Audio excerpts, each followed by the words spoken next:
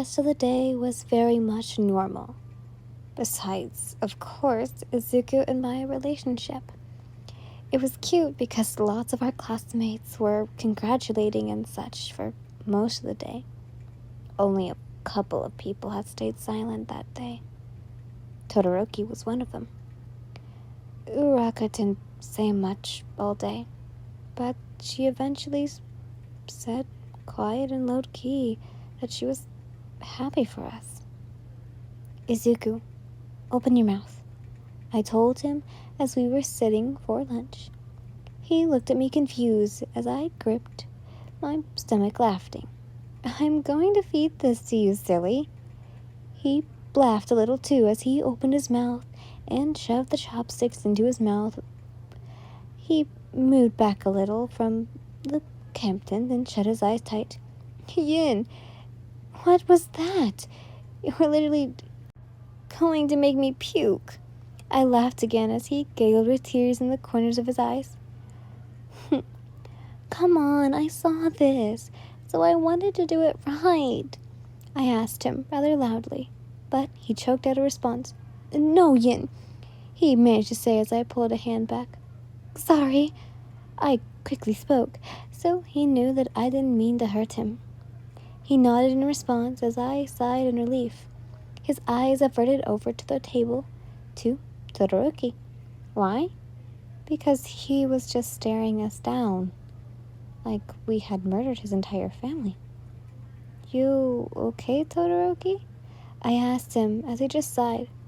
Yes, I'm quite fine, he told me without much enthusiasm.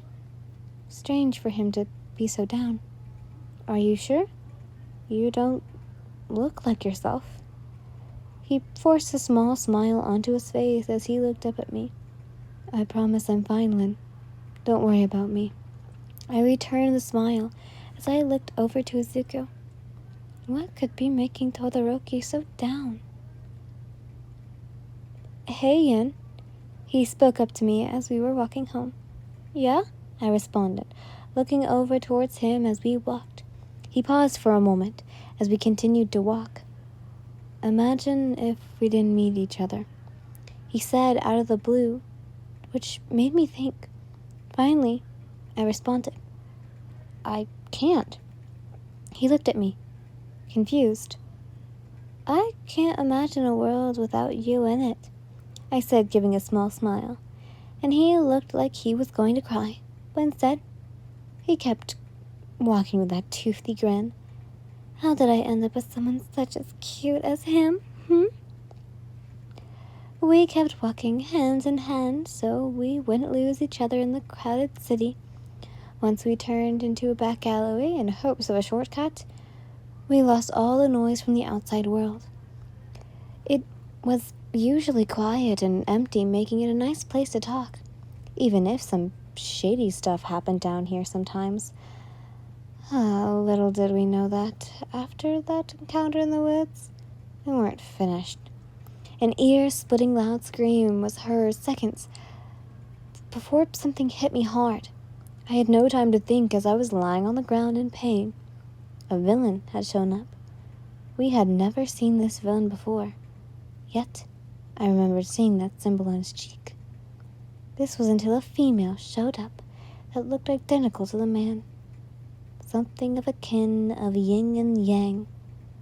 The man, who mostly dressed in black, went to attack again until I saw Izuku step in and smash his arm, punching the villain away. The female, dressed in mostly white, stepped in while the male was knocked out. Pulling out a large hammer, she attempted to hit me, ignoring the fact that Izuku was still there. Once again, he flicked his fingers, blowing air at the female, only for temporarily.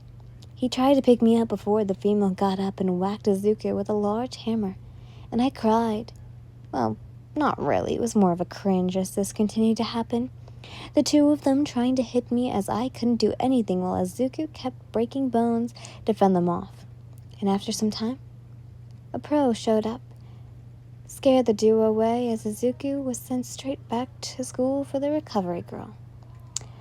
I swear, what's happening? Why are there so many villains after us in particular? The green-haired boy slowly began to wake up with bandages as I sat beside him. Izuku, are you all right? I asked him, bending down towards his level. Yeah, I'm fine, he said, gripping his head. I gently kissed him on the forehead as I told him, Don't ever scare me like that again. And he only hugged me in this state as he said, I won't, I promise. And, well, recovery told us that he would be fine to leave. Only if he stayed cautious. Once we left again, I asked him, Where do you think these villains are coming from? He took a moment to think about it before responding. Possibly from the League of Villains. It seemed legit, but why? The poor boy looked so tired that I decided to drop the topic until later. He's had a rough day. Izuku's POV. As I looked over at her, I thought about it. He said something a while ago about her being out of my league. Today, he tells me something else that sticks with me. What is it, Todoroki? What did you want to talk about? I asked him as we rounded a corner after lunch. He didn't say anything for a moment, which made me worried. You, he started before pausing again. If you really love her, you will leave her, he said, which made me step back a little in shock. What is he talking about? I choked out words that you couldn't make out, unsure how to react. You've already caused her enough damage, he said again after a moment before slowly walking away. Todoroki, wait! I called out, reaching for him, hoping he would explain. Without turning around, he told me, She's my friend. I care about her too much for you to hurt her more. Huh? Still confused, I kept pleading for him to explain, but he only walked away. I remember that from lunchtime, right before class. Is he jealous of us? Surely not. He's not that kind of person.